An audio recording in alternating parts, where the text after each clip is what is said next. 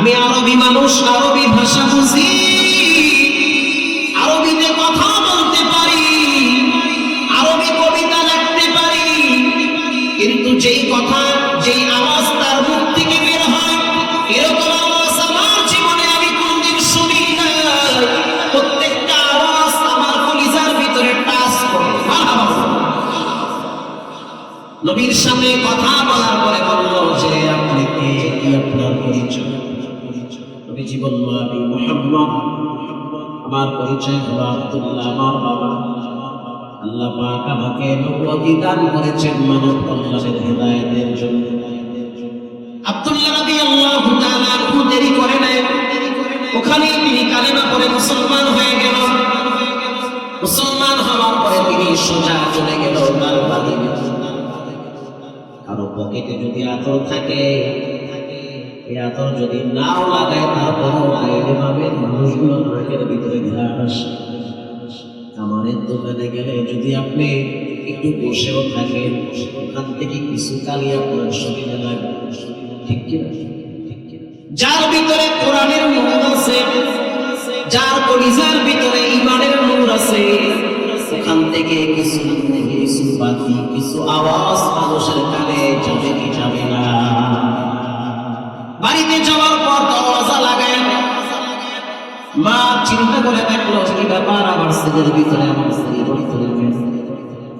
আগে তো কখনোই দেখতাম না দিনের বেলায় দরজা লাগায়, আর এখন দেখি সূর্য যখন ডুবে যায় দরজা লাগায় দেয়। আবার যখন দেখি সূর্য মাঝখানে তখন দরজা লাগায়, আবার দেখি সূর্য উঠার আগে দরজা লাগায় দিয়া সিজদায় গিয়ে কি যেন তেলাওয়াত করি। মা তো পেটে রাখছে সন্তানের ভাবসা, গতিবিধি কিছুটা বুঝে। অন্ধকার রাত, মা দরওয়াজার কিনারে দাঁড়ায় কান পেইতা শুনতেছে সন্তান নামাজে দাঁড়ায় দাঁড়ায় কোরআন তেলাওয়াত। মা প্রশ্ন করলো, বেটারে তুমি কি ধর্ম চেঞ্জ করেছো? বলে হাত, এটা গোপন প্রকাশ করা যাবে। মা প্রশ্ন আবার করলো, সন্তান তুমি যে নামাজে দাঁড়ায় থাকো, সিজদায় যাও, এর ভিতরে কি শান্তি পাও? বলে পৃথিবীর সবচেয়ে শ্রেষ্ঠ শান্তি হলো বান্দা যখন রবের কদমে সিজদা দেয়। চাচার কানে আওয়াজ চলে গেল, আপনার ভাতিজা কালেমা পড়েছে।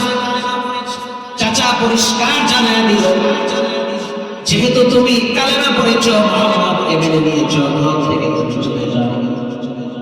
যুবক মানুষ সিদ্ধান্ত নিল, যেই ঘরে ঈমান নিয়ে বসবাস করা যাবে না সেই ঘরে আমি থাকতে চাই। চলে গেলাম বাসা। চাচা বলতে আছে, কোন শরীরে কাপড় নিতে পারবা না, উলঙ্গ কইরা খেজুরের ছোরা দিয়া সন্তানের শরীরে আঘাত, রক্ত বেয়ে বেয়ে যখন পড়া শুরু করলো, তখন মা বলতে আছে, ভাইসা আজকে যদি এই সন্তানটার বাপ থাকতো তাহলে তো এরকম আঘাত করতে পারতেন। ভাতিজা বিদায় তো আপনি একের পর এক আঘাত করেন, আপনার রক্ত তো আমার সন্তানের শরীরে নাই। সন্তানটা যদিও ঈমান এনেছে, তাই বলে তাকে এভাবে আঘাত করতে হবে, এটা তো ঠিক না। মা বলল, সন্তান তাহলে বাসার সাথে কেন নয়? যুবক এবার বলল, ঠিক আছে আমি চলে যাব, একটা কাপড়ই বের হয়ে যাব। চাচা বলল, কোনো কাপড় শরীরে রাখতে পারো না। স্পষ্ট বাইহাকি শরীফের হাদিস, শরীর থেকে কাপড় সরায় ফেলে। মা লজ্জা পেয়ে গেছে, বড় সন্তান শরীরে কোনো কাপড় নাই, ঘর থেকে এক টুকরা কাপড় এনে সন্তানকে দিয়ে বলে, সন্তান বড় হয়েছ, লজ্জায় স্থান থাকার জন্য নাও কাপড়। প্রচন্ড শীতের ভিতরে লজ্জা স্থান জায়গা হাঁটতে হাঁটতে দীর্ঘ পথ পাড়ি দিয়ে মদিনায় চলে গেল। আল্লাহু আকবার বলেন। মদিনায় যাওয়ার পরে ফজরের টাইমে রাহমাতুল লিল আলামিন নিজের হুজরাত নবীজি যেখানে বর্তমান সেই রওজা মুবারক, ওটাই হলো নবীজির ঘর।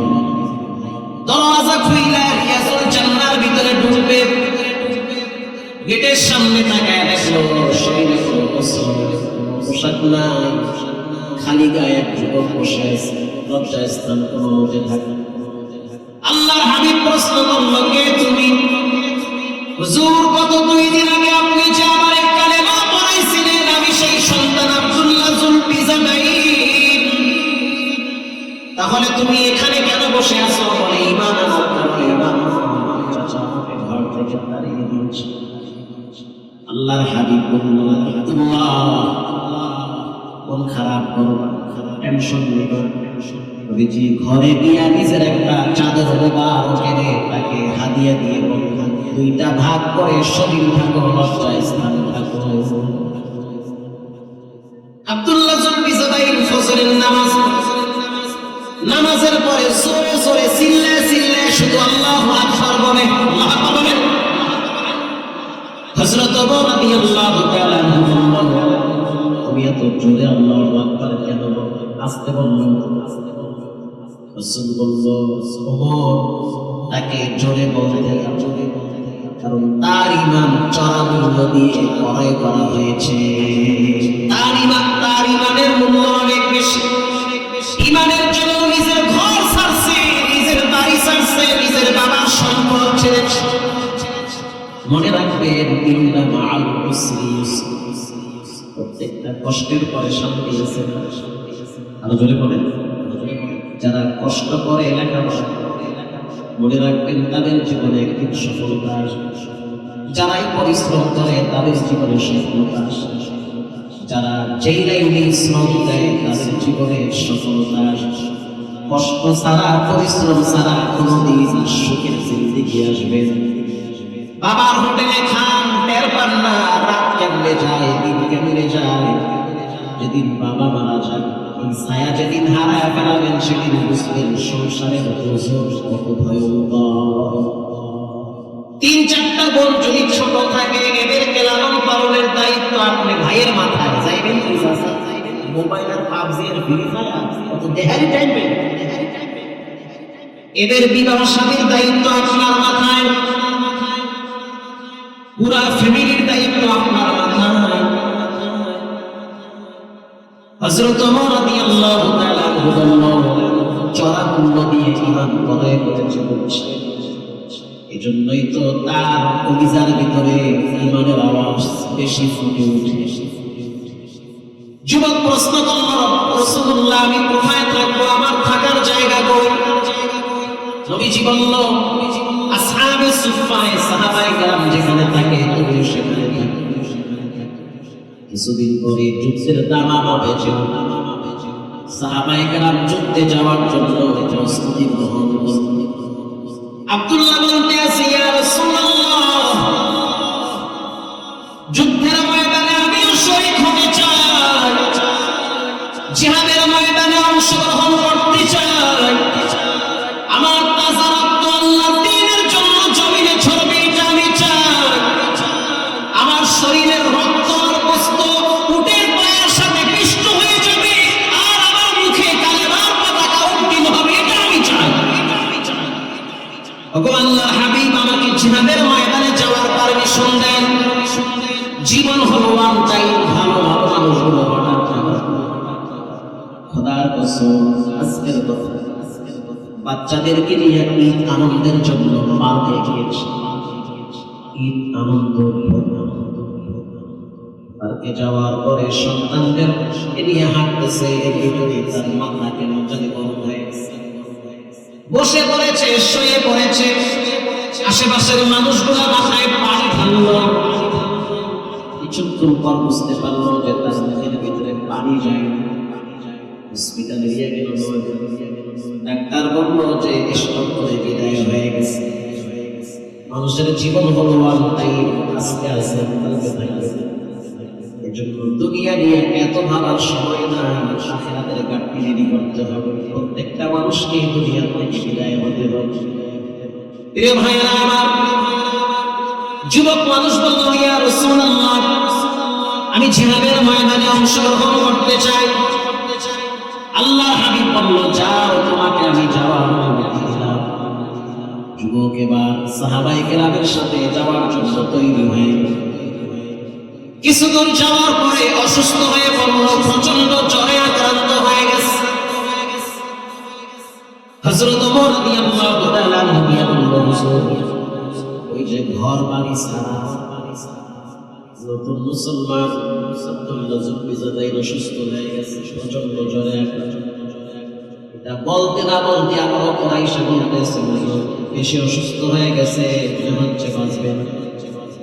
আল্লাহর হাবিব যুবকের পাশে বসে গেল, যুবকের মাথায় হাত দিল, মাথাটা রাসূলুল্লাহ কোলের সাথে লাগায় চেহারার দিকে তাকায় আছে। যুবক নবীর চেহারার দিকে তাকায় আছে। কিছুক্ষণ পর জীবনের শেষ নিঃশ্বাস ত্যাগ করল। আল্লাহর হাবিব বলল, সাহাবীরা কবর খনন করো। সাহাবায়ে কেরাম কবর খনন করল। কবর খনন করার পর আল্লাহর রাসূল নিজে কবরে নামছে। আল্লাহু আকবার। নিচে কবরে নামার পর কবর আর বক্তকে বলতেছে, লাশটারে আওয়াজ করে আদবের সহিত দিবা, তোমাদের ভাই আব্দুল্লাহ জুলফিজাদাইন চড়া আনন্দ দিয়ে কিমান করায় বলেছে। নবীজি লাশটারে কোলে নিয়ে কবরে শুয়ে দিয়েছে, ডানে মাটি বামে মাটি, মাটির ঘর।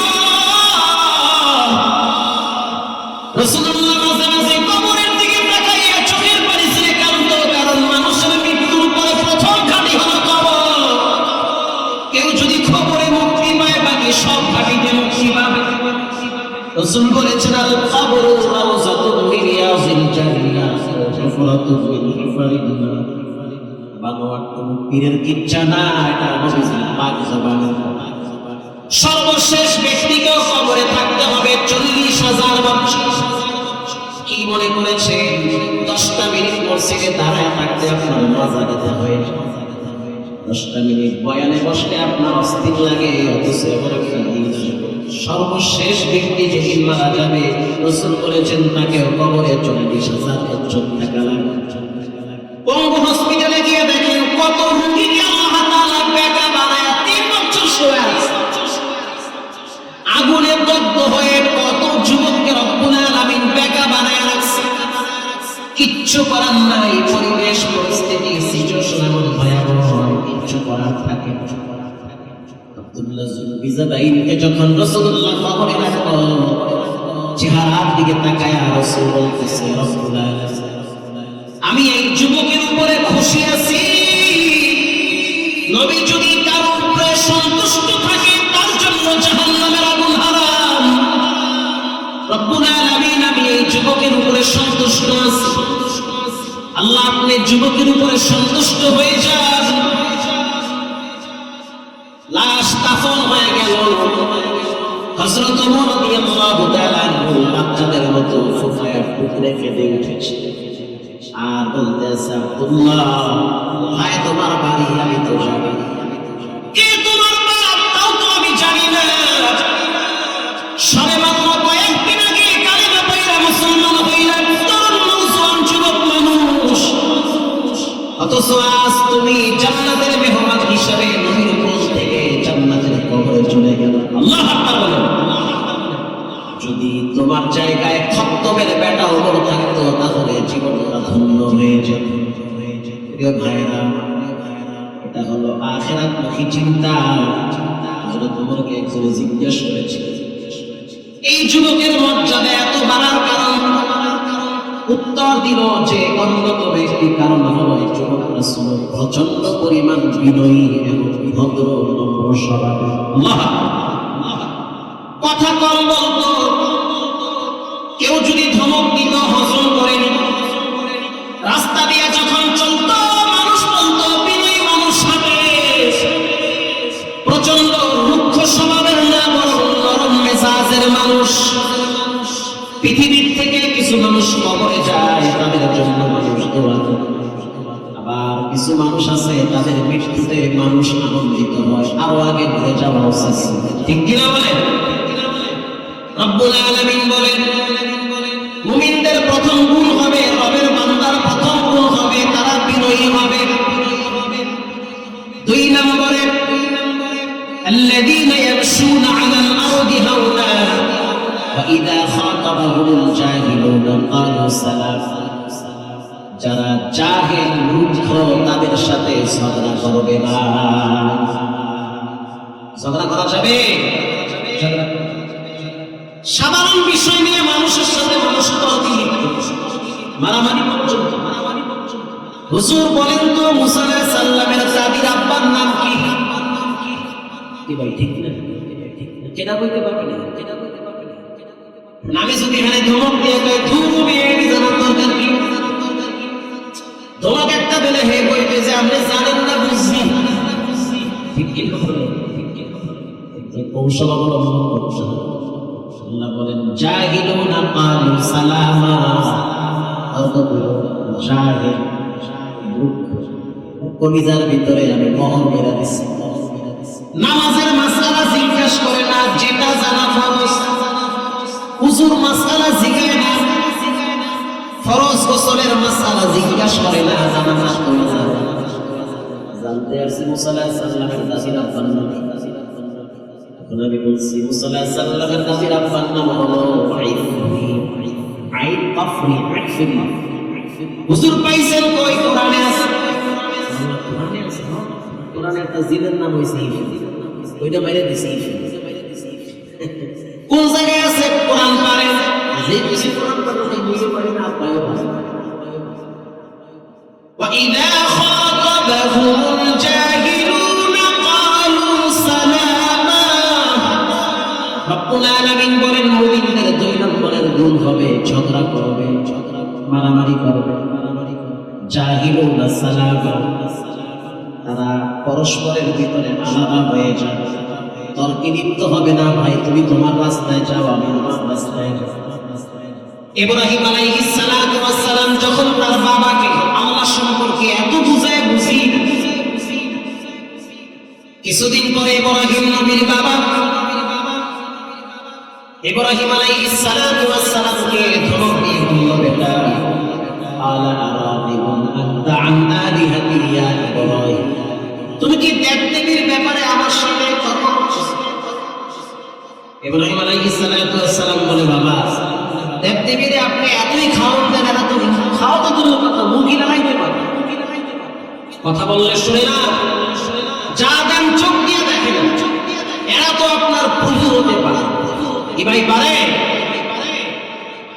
কিন্তু বাবা রাগ করে উচিত কথা কে বেজা? মাউলি বেজা।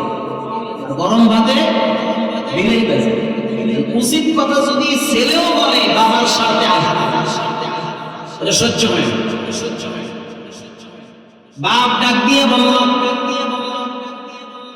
সন্তান আমি তোমাকে হত্যা করবো অথবা আমি তোমাকে ওয়াহজুরনি মালিয়া, দেব ছাড়া করব।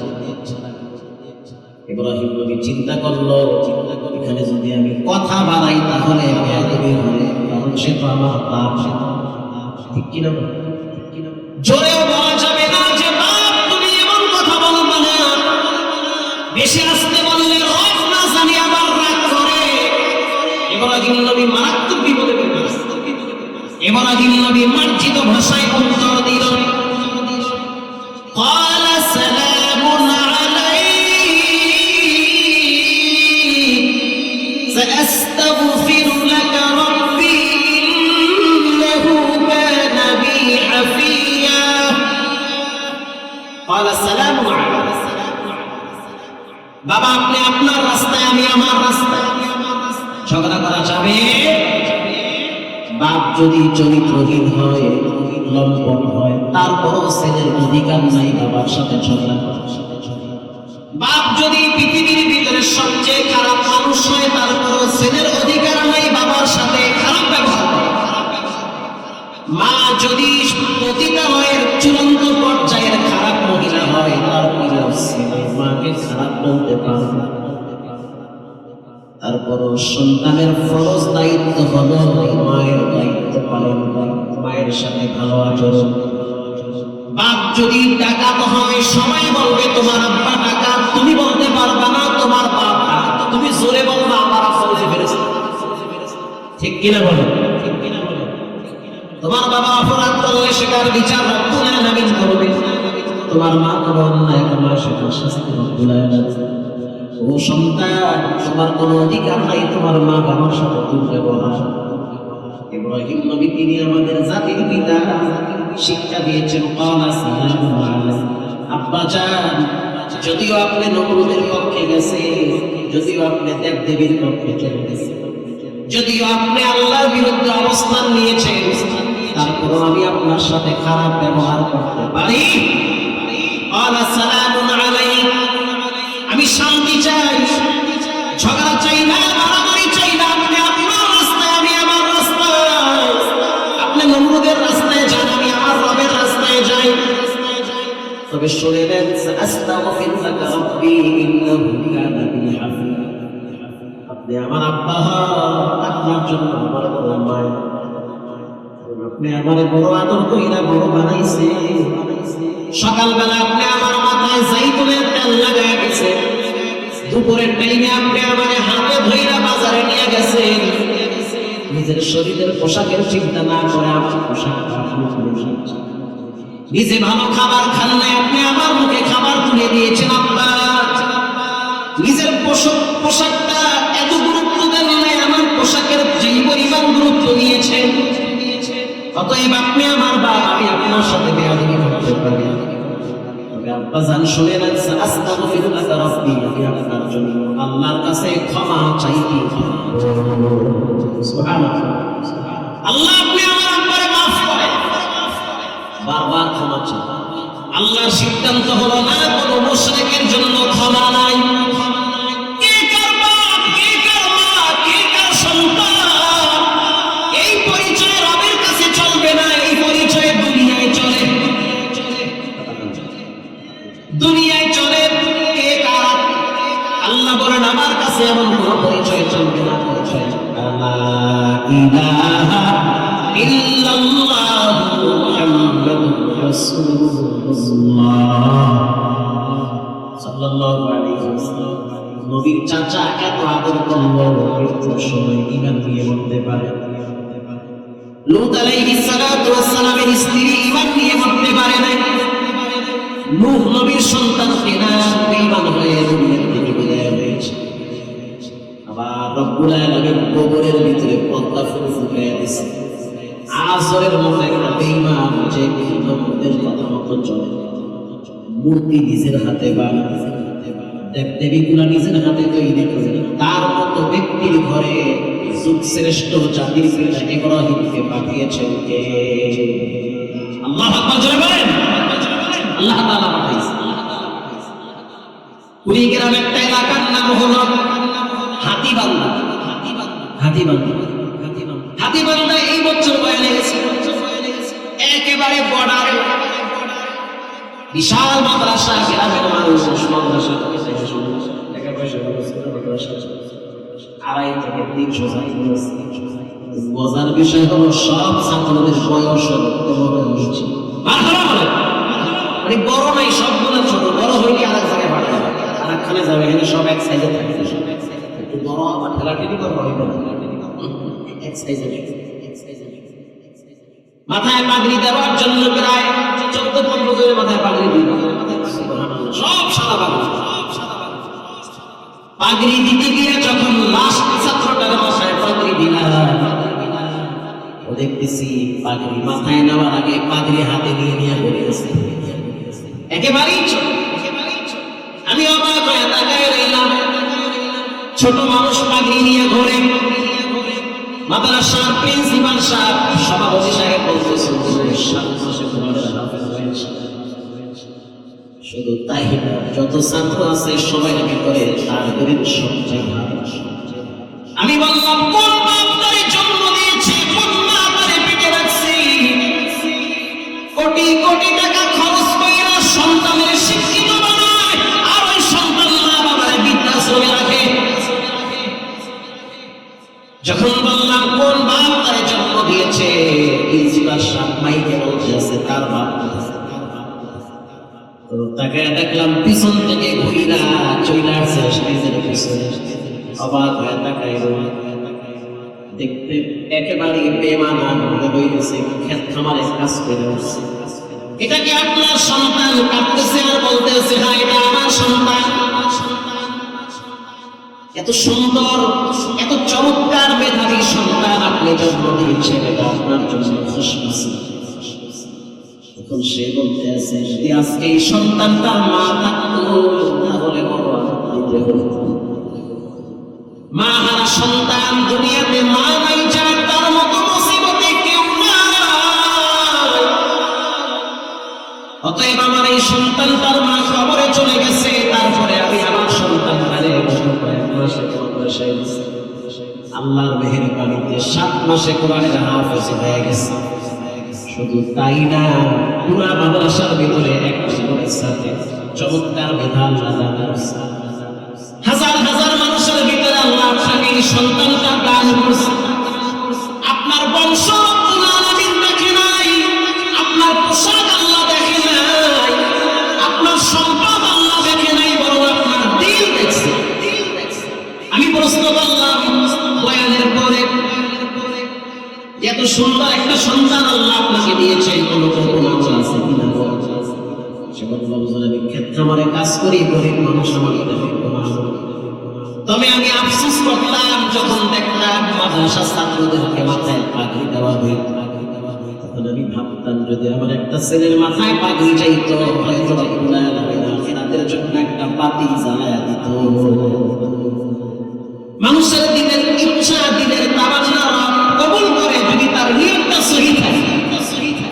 প্রিয় ভাইরা আমার, এজন্য রব্বুল আলামিন বলেন, ওয়াইদা খাতাবাহুল জাহিলুনা ক্বালু সালাম। মুমিনদের 2 নম্বরের গুণ, মুমিনরা মানুষের সাথে ঝগড়া করবে না, তর্কে লিপ্ত হবে না, বরং তারা পৃথক হয়ে যাবে। তারা জাহালাতের মতো আচরণ করবে না, তারা পরস্পরের ভিতরে মতভেদ তৈরি করবে না। এরপরে রব্বুল আলামিন বলেন, ওয়াল্লাযীনা ইয়াবিতুনা লিরাব্বিহিম সুজদান ওয়া কিয়ামা। রব্বুল আলামিন বলেন, মুমিনদের 3 নম্বরের গুণ, রাত্রিবেলা যখন সময় ঘুরিয়ে যাবে, তারা কিছু মুমিন বান্দারা ঘুমোতে থাকবে। আল্লাহু আকবার বলেন, তারা সিজদায় নত হয়ে যায়, তাদের চোখের পানিতে মাটি ভিজে যাবে। মুমিনদের 3 নম্বরের গুণ, তারা রাতের আধারে সিজদায় নত, তারা রাতের আধারে রুকুতে নত হয়ে যাবে, তারা কিয়ামুল লাইল করবে, তারা চোখের পানি ছেড়ে রবের দরবারে সিজদায় নত হয়ে যাবে। সিজদার ভিতরে গিয়ে তারা দোয়া করবে, রব্বানা আতিনা ফিদ দুনিয়া হাসানাহ ওয়া ফিল আখিরাতি হাসানাহ ওয়া কিনা আযাবান নার ওয়া আদখিলনাল জান্নাতা মা'আল আবরার। তারা বলবে, রব্বুল আলামিন দুনিয়া আখিরাতে কল্যাণ দান করেন, আর জাহান্নামের আগুন থেকে আমাদের মুক্তি দান করেন। যখন দেখবেন মানুষ মক্কায় যায়, যখন তওয়াফ করে, তওয়াফের টাইমে দেখবেন যত হাজি আছে সবাই বলতে আছে, রব্বানা আতিনা ফিদ দুনিয়া। ও কাবার মালিক আল্লাহ, তুমি আমারে দেখো, আমি তোমারে দেখি না, কিন্তু তোমার ঘর দেখি। আল্লাহু আকবার বলেন, তুমি কল্যাণ দান করো দুনিয়ায় কল্যাণ মানে সন্তানদেরকে আমার চোখের শীতলতা বানাও, আমার স্ত্রীকে আমার অনুগত বানাও, আমার ঘরটাকে জান্নাতের বাগান বানায় দাও। দুনিয়ায় চলার জন্য যা দরকার সেটা আমার দাও। আমি যেন মানুষের কাছে হাত না পাতি, ওই মানুষ যেন আমার কাছে হাত পাতে। আমি ক্ষুধার জ্বালায় যেন আমার লঙ্গি ঢিলা না হয়। আমি যেন সিজদায় গেলে টাকার চিন্তা করি, এমন সম্পদ আমার থেকে দূরে রাখবো না। আল্লাহু আকবার। আমি আমার মেয়েটাকে বিবাহ দিয়েছি, সেখানে যেন শান্তিতে থাকে। রব্বুল আলামিন আমার আল্লাহ আম্মা যেন আমার উপর সন্তুষ্ট থাকে। আমি যেন রিল্যাক্সে ঘুমাইতে পারি, যেন টেনশন না থাকে। মানুষ যেন আমাকে সম্মান করে, মানুষের কলিজার ভিতরে আমার ভালোবাসা বাড়ায়। রব্বানা আতিনা ফিদ দুনিয়া হাসানাহ ওয়া ফিল আখিরাতি হাসানাহ। রব্বুল আলামিন দুনিয়ায় যা দেওয়ার দিছো, আখিরাতে বেজ্জতি কইরো না। যেদিন আমার চোখ বন্ধ হয়ে যাবে, সেদিন শাস্তি দিবে। রব্বুল আলামিন নবীর বিচারের ময়দানে দাঁড়ায় থাকা লাগবে 50,000 বছর সেদিন পেট যদি করি রব্বুল আলামিন হাসরের ময়দানে তুমি আমার সন্তানের সামনে আমাকে অপমানিত করিও না। শুধু তাই না, যেদিন আমার শেষ নিঃশ্বাস আমি ত্যাগ করবো সেদিন ঈমান বানায় ফিল আখিরাতি হাসানাহ ওয়া কিনা আযাবান নার। রব্বুল আলামিন আপনার আযাব থেকে পানাহ চাই, আল্লাহু আকবার। আপনার শাস্তি থেকে আমাকে বাঁচান। আপনার ধরা বড় শক্ত ধরা, আপনার ধরা থেকে নায়ক বান্দা বাঁচতে পারে না, এই কবরে চলে গেছে অল্প বয়সে। আপনার ধরা থেকে নায়ক সালমান শাহ বাঁচতে পারে না, এই যুবকরাই তো অল্প বয়সে কবরে ফেলায় দিয়েছে। আপনার ধরা থেকে বড় বড় খেলোয়াড় বাঁচতে পারে না, ক্যান্সারে আক্রান্ত হয়ে বিছানায় ফেলায় রাখছে। আপনার ধরা থেকে প্রধানমন্ত্রীও বাঁচতে পারে না, প্রাইম মিনিস্টারও বাঁচতে পারে। আপনার ধরার থেকে প্রেসিডেন্টও বাঁচতে পারে। আজকে রাজারে কালকে ফকির বানান, কালকের ধনীরা আজকে রাজা, কালকের ফকিরকে আজকে ধনী বানান, আজকের ফকিরকে আজকে ধনী। রব্বুল আলামিন আপনি চাইলে সব হয়, আমি চাইলে কিছুই হয় না, ঠিক কিনা বলেন? ওয়াকিনা আযাবান নার, আপনার আযাব থেকে আমাদেরকে পানাহ দাও। ওয়া আদখিলনাল জান্নাতা মা'আল আবরার। রব্বুল আলামিন আমি জান্নাত চাই, জাহান্নামের আগুন থেকে বাঁচতে। ইয়া আজিজ ইয়া আজিজ, আল্লাহু আকবার বলেন।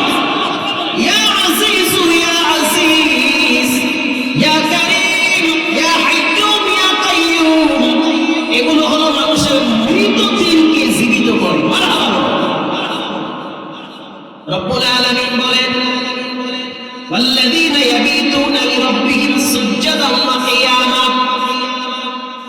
অনেক বয়ান, অনেক নসিহত, অনেক আলোচনা, তবে তিনটা বিষয় বলবেন।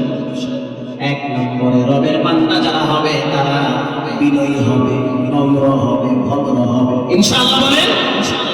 দুই নম্বরে তারা ঝগড়া করবে না, সালাম দিয়ে বিদায় হয়ে যাবে। ভাই তুই ঠিক আমি বেঠিক, তুই ভালো থাকবি যাবি, ঠিক কিনা বলো?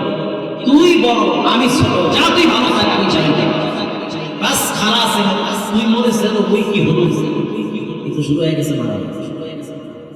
রব্বুল আলামিন বলেন ওয়াল্লাযীনা ইয়াবীতুনা লিরাব্বিহিম সুজদা। তিন নম্বরে তোমরা ঘুমায়া থাইকো না, ঘুম কিন্তু আল্লাহ লাগবে বল। রাতের আধারে মাঝে মাঝে দাঁড়ায় যাও, দুই চার রাকাত নামাজ আমারে ডাকতে থাকো। যারা আমারে ডাকে তারা কিন্তু আমারে পায়, তাদেরকে আমি ভরপুর নিয়ামত দান করি। যারা আমাকে ডাকে আমি তাদের ডাকে সাড়া দিই। ডাকো তুমি আমাকে, যত ডাক পা তত মানসিক শান্তি।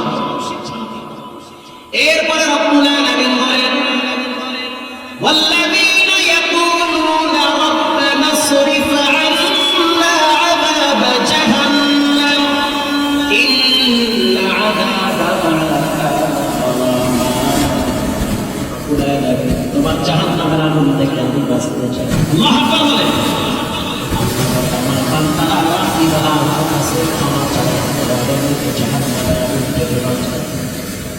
হযরত ওমর রাদিয়াল্লাহু তাআলা আনহু বলেন আমি আল্লাহকে এই পরিমাণ ভয় করি, তোমরা শুনে না, পৃথিবীর সব মানুষ যদি জাহান্নামে যায়, একটা মানুষ যদি জান্নাতে যায়, আমি ওমর মনে করি আমি ওমর যাব। এটা আমার আশা, এটা আমার আত্মবিশ্বাস। মারহাবা।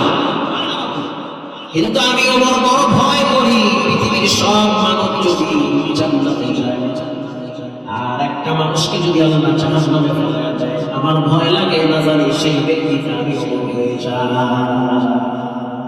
এই দুই বিষয় যার মাথায় থাকে সে তো আরেকজনের জমি দখল করতে পারে না। দুইটা বিষয় যার মাথায় থাকে সে তো আরেকজনকে গালি দিতে পারে, সে সুদ ঘুষ খাইতে পারে। প্রিয় ভাইরা আমার, মুমিনদের 4 নম্বরের গুণ তারা রাতের আধারে চোখের পানি ছেড়ে রবের দরবারে কাঁদে, আর আল্লাহর দরবারে জাহান্নামের আগুন থেকে পানাহ চায়। ঈদের রাত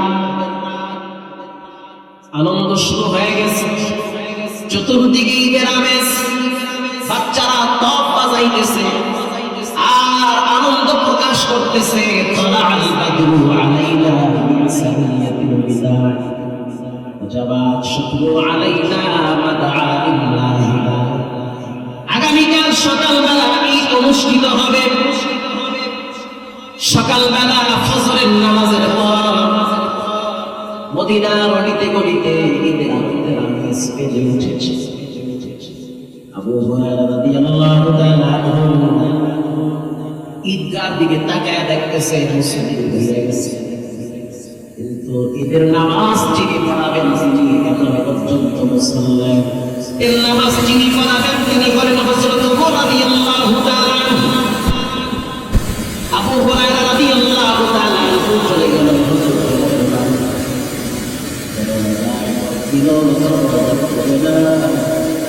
আবার দরজা দিয়েছে, দরজা সালাম করেছে। হযরত ওমর অনেকক্ষণ পর দরজা খুলে দিল। দরজা খুলে দেওয়ার পর হযরত ওমরের চোখের পানি দাঁড়িয়ে ভিজে যাওয়া দিচ্ছে। আবু হুরায়রা প্রশ্ন করলেন, আমিরুল মুমিনিন, পবিত্র ঈদের দিন মানুষের ঘরে ঈদের আনন্দ হয়েছে, হাজার হাজার মুসলিমদের সমবেত হয়েছে, আর আপনি দরওয়াজা লাগায় চোখের পানি ছেড়ে অজর করায় না। হযরত ওমর রাদিয়াল্লাহু তাআলা বলেন, ঈদ তো তাদের জন্য আনন্দ বয়ে আনে যাদেরকে আল্লাহ ক্ষমা করে দিয়েছে। আমি বড় ভয় করি না জানি আমার রব আমাকে ক্ষমা করবে কিনা। আমার ভয় লাগে না জানি আমার সেহরি ইত্যাদি সিয়াম কবুল হইল। আমার ভয় লাগতেছে না জানি আমার কিয়ামুল লাইল কবুল হইল। ঈদের আগের দিন তার স্ত্রী হাফসা রাদিয়াল্লাহু তাআলা আনহার মা হযরত ওমরের স্ত্রী বলতেছে, আমিরুল মুমিনিন, মানুষের ঘরে ঈদের আনন্দ হচ্ছে, আমাদের ঘরে আনন্দ। কালকে যে মিষ্টান্ন পাকাবো এমন কোনো খাবারের ব্যবস্থা, বাচ্চাদের জন্য নতুন পোশাক বানায় দিব সেটাও না। এক মাসের অগ্রিম বেতন কিনার সুযোগ নাই। প্রতিদিন আপনি জনগণের জন্য কষ্ট করেন, আপনার তো ভাতা আছে, বেতন আছে। এক মাসের অগ্রিম বেতন নিয়ে কি আনন্দ করা যায়? স্ত্রীর কথা তো শুনতে হয়, মানুষ যত বড়ই হোক স্ত্রীর কথা অনেক সময় শোনা যায়। হযরত ওমর রাদিয়াল্লাহু তাআলা অর্থমন্ত্রী হযরত আবু উবাইদা ইবনে জাররার কাছে একটা চিঠি লিখছে। চিঠির ভিতরে লেখা আছে, মহিলা মদিনার প্রেসিডেন্ট আমার রাষ্ট্রের ভিতরে যে অর্থমন্ত্রী যে আবু উবাইদা ইবনে জাররার, তার কাছে চিঠি লিখলাম, এক মাসের বেতন দেওয়া যায় কি? যদি দেওয়া যায় তাহলে অবশ্যই বেতনটা পাঠায় দাও। আবু উবাইদা ইবনে জাররার রাদিয়াল্লাহু তাআলা চোখের পানি ছেড়ে কাঁদলো।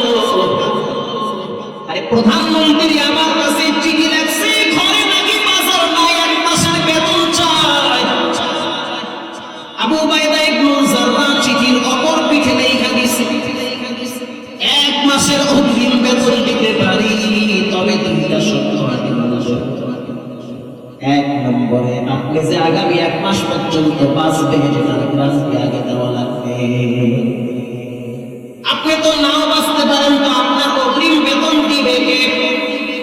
দুই নম্বরে জনগণ আপনাকে আগামী এক মাস পর্যন্ত ক্ষমতায় রাখবে, আপনাকে খলিফা হিসাবে দেখতে চায়, এটার গ্যারান্টিও আগে দিতে হবে। আগামীকাল যদি মদিনার মানুষ বলে ওমরকে ক্ষমতায় দেখতে চাই না, ওমরের শক্তি নাই, জোর করে ক্ষমতায় থাকবে। শক্তি আছে, ক্ষমতার থেকে নেমে যেতে হবে। অতএব আগামী এক মাস বেতন আপনাকে দেওয়া হবে। এক মাসের বেতন শর্ত দুইটা, এক নম্বরে বাঁচবেন কিনা গ্যারান্টি আগে, দুই নম্বরে জনগণ ক্ষমতায় চাই কিনা। হযরত ওমর চিঠি পাওয়ার পর বলতে আছে, আল্লাহর দরবারে শুকরিয়া, রব্বুল আলামিন আমাকে একজন তাকওয়াবান পরহেজগার মুত্তাকিন অর্থমন্ত্রী দান করেছে। সুবহানাল্লাহ। প্রধানমন্ত্রী যদি ভুল করে সেটা শুধরায় দেওয়ার দায়িত্ব একজন সাধারণ প্রজার ভিতরেও থাকবে। একজন এমপি যদি অপরাধ করে, ভুল সিদ্ধান্ত নেয়, একজন ক্ষেতের ভিতরে যেই লোকটা কাজ করে সেও বলবে এমপি এটা ভুল করেছে। দেশের যিনি প্রেসিডেন্ট সেই যদি কোনো অপরাধ করে,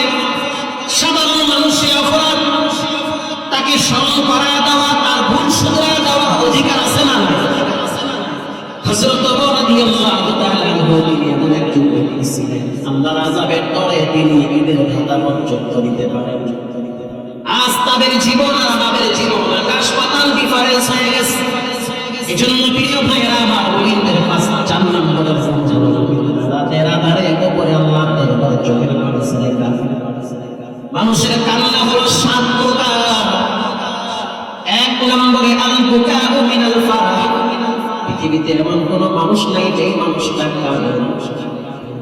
যেই লোকটার কলব শক্ত হয়ে গেছে তারও কান্না লাগে, তবে কারণ ভিন্ন হয়। কারো গোডাউনে যদি আগুন লাগে সে সম্পদ হারায় কাঁদে।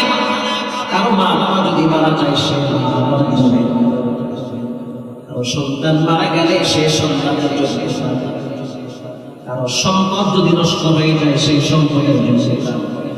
আবার কেউ যদি অনেক বেশি আনন্দিত হয় তাহলে সে, যেমন বিমানে উঠার পরে দেখতেছি অনেক বয়স্ক মানুষগুলো কাঁদতেছে। আরে কাঁদেন কেন?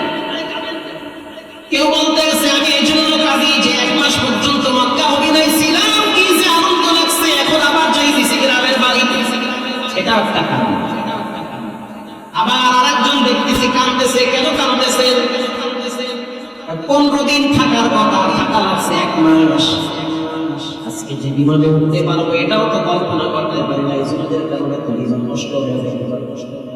আল্লাহ যে উঠাইছে গ্রামে নিয়ে আসতেছে এই জন্য আনন্দের কান্না। তাহলে মানুষের কান্না 7 প্রকার। বলেন কয় প্রকার? 7 কারণে মানুষ কাঁদে। যেমন গতকালকে আমাদের কালকে মাহফিলটা ছিল নওগাঁ মামলায়, মাহফিলের সেক্রেটারি সাহেবের কালটা এখনো আমার এখানে অডিও পাঠাইছে। তার মাহফিল নষ্ট হয়ে গেছে কারণ আমি বুঝতে পারি না বিমান সমস্যা হওয়ার কারণ। আমার থাকার কথা ছিল 16 দিন, আমি প্রায় রমজানে যাই, কিন্তু এমন চিপার মধ্যে পড়ছি, এমন 1 মাসের ভিতরে যাওয়ার কোনো সুযোগ নেই। কালকের মাহফিল নওগাঁয় শেষ। এর আগে ঈদের পরের দিন 21 তারিখ ছিল মাদারীপুর, ওটাও শেষ। কমিটি কান্দে বক্তা হয়, কমিটি কান্দে কি পায় না? বক্তা পায় না। বক্তা কান্দে বিমান পায় না। বিমানের পাইলট কান্দে যাত্রী পায়। কান্দন তো আছে, হুন্ডাওয়ালা কান্দেন কি যে এক্সাম ভাই আছে না? কান্দা লাগে। এক একজনকে এক এক ভাবে আল্লাহ কান্দা। কৃষক কান্দে কি হয়েছে? খেতের সব দাম চেষ্টা করে দাম। এক একজনের কান্না এক একজন। সবচেয়ে উত্তম কান্না হলো আল বুকাউ মিনাল খাশিয়া। যে চোখ দিয়া রবের ডরে অশ্রু ঝরে ওটাই হলো সবচেয়ে উত্তম কান্না। সুবহানাল্লাহ। পৃথিবীর ভিতরে সবচেয়ে বেশি কষ্ট করে প্রবাসীরা। প্রবাসীদের চোখের পানি বড় কঠিন পানি। একা একা কাঁদে, পাশের ভাইকেও বুঝতে দেয় না। বিল্ডিং এর নিচে দিয়া চিপা ভিতরে নজর দাঁড়ায়। প্রবাসীদের কষ্টটা নিজের ফ্যামিলির মানুষগুলাও বুঝতে চায় না। ওইদিকে উঠিলে পানি খাওয়াইয়া যাই রিয়াল পায়, ওই রিয়াল দেশে পাঠায়, ওই টাকা দিয়ে বিবি মার্কেট করো। ওই রাস্তা ঝাড়ু দিয়া যেই টাকা পায় ওই টাকা দেশে পাঠায়। টাকার ভিতর থেকে ঘামের গন্ধ আসে। আর ওই টাকা দিয়া সন্তান বড় মোবাইল কিনতে হাসিমায় জামায় বাপ মিয়ার ফিরে পায়। ওদিকে বাপ চোখের পানি ছেড়ে কাঁদে দেওয়ার পায়। আল্লাহ এমন একটা জীবন দান করছো, ঈদের দিনও তো আমার শান্তি নাই। আমি অনেক প্রবাসীর চোখের পানি দেখছি। ঈদের নামাজের পর্যায়ে নামাজ কাঁদতে গিয়া চোখের পানি ছেড়ে কাঁদতে কাঁদতে হুজুর মায়ের ফোন দিই, মায়ের টাকা বাড়া, বাপের ফোন দিই, বাপের টাকা বাড়া, তার মানে টাকা বেশি। এই জন্য আমি বলেছি ভাই শুনে নেন, পৃথিবীর মানুষকে টাকা দিয়ে এখনো পর্যন্ত কেউ কাউকে খুশি করতে পারে। যত দিবেন ততই লাগে, এটা তারা মানুষ খুশি হয়। কেউ তার রবকে খুশি করতে পারে, গোটা পৃথিবী তার উপরে সন্তুষ্ট হয়ে যাবে। এজন্য ভাইরা আমার, আজ থেকে পাক্কা নিয়ত করে নেন, কখনোই ঝগড়া বিবাদে লিপ্ত হবেন না।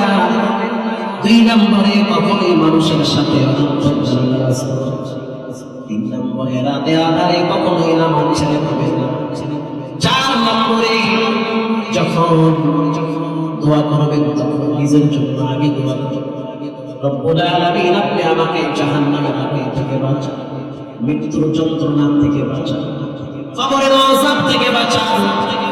এরপরে সন্তানের জন্য দোয়া করবেন, মা বাবার জন্য দোয়া করবেন। যে সন্তান মা বাবার জন্য দোয়া করে না তাদের মতো এত ভাগা কপাল পোড়া পৃথিবীতে আর কেউ হইতে পারে। যখনই হাত তুলবেন তখনই আল্লাহ দোয়া শিখিয়ে দিয়েছেন, রব্বিরহামহুমা কামা রাব্বায়ানি সগীরা।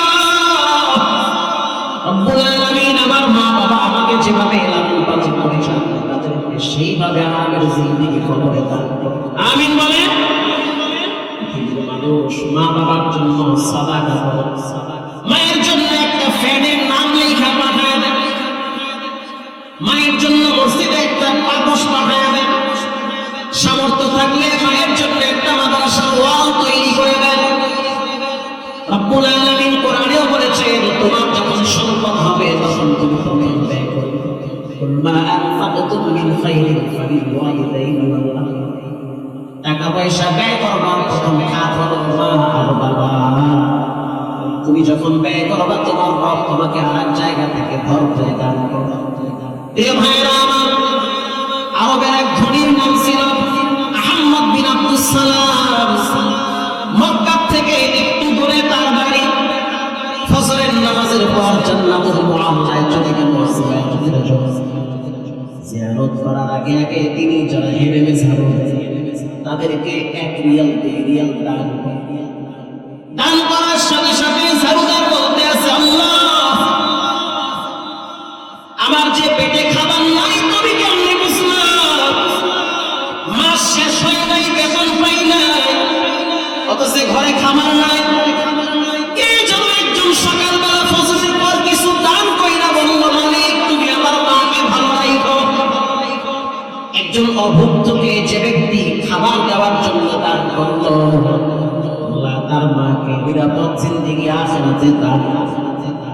আমাদের সেই শায়েখ বলল, মায়ের কবর জিয়ারত করে বাসায় গেলাম, রাত্রিবেলা আবার এশার নামাজ বাইতুল্লাহ পড়লাম, বাইতুল্লাহ পড়ার পরে বাসায় চলে গেলাম। স্বপ্নে দেখতেছি মাকে রব্বুল আলামিন সবুজ বিছানায় শোয়া দিচ্ছে, আর আল্লাহ রব্বুল আলামিন জান্নাতের পানির ধারা তাকে পান করাইতেছে। তখন আমি বুঝলাম as-সাদাকা তারাসুল বালা। যে ব্যক্তি দান করে রব্বুল আলামিন তার মা বাবার বালা মুসিবত দূর করে দেন। এই প্যান্ডেলের ভিতরে যত মানুষ বসা আছে আমি 20 জন মানুষ চাই, বেশি মাত্র 20 জন মানুষ। আমি আমার মাকে হারাইছি, থাকলে খাওয়াইতাম, চিকিৎসা করতাম, তাদের জন্য আমি অর্থ ব্যয় করতাম। আমার টাকা আমার সন্তান খায়, আমার বিবি খায়, তারপরও তাদের মুখে হাসি নাই, যত দেই ততই লাগে। আজ যদি আমার মা 10টা বছর বিছানায় পড়ে থাকতো, পুরো চিকিৎসার টাকা আমার দেওয়া লাগতো। যেহেতু আমি আমার মাকে হারাইছি, অথবা বাবাকে হারাইছি, আমি আমার মায়ের জন্য বেশি না 1000 টাকা মসজিদের কাজের জন্য ফালায়। মসজিদ আল্লাহর ঘর, আপনি একদিন থাকবেন না, মা থাকবে না, হয়তো অনেকেই চলে গেছে। মানুষকে আমার পর্যন্ত সেখানে সিজদা দিবে, নাকি একটা দরজা খোলা থাকবে। মানসিক শান্তি হলো মানুষের দানের ভিতর। প্যান্ডেলের ভিতরে প্রথমে 2-1 জন হাত করে বলেন 1000 টাকা, মারহাবা, 1 2 আর কে আছে 1000 টাকা। বুঝলেন, আমি মায়ের জন্য 1000 টাকা ফালায় দিলাম, বাবার জন্য 1000 টাকা দিলাম। দানে ধন কখনোই কমে না, বরং দানে ধন বাড়ে, সম্পদে বরকত, বরং দানের কারণে রব্বুল আলামিন আখিরাতের মুশকিল দূর করে দেয়। আব্বা আম্মার কলিজা ঠান্ডা বানায় দেয়, ঝুলন্ত বিপদগুলো রব্বুল আলামিন দূরে সরায়। আপনি পৃথিবীর যেই প্রান্তে যান না কেন, যেই কিতাব পড়েন না কেন, দেখবেন পাতায় পাতায় লেখা আল্লাহর জন্য আনফিক, দান করো, দান যত করবা তত ভালো।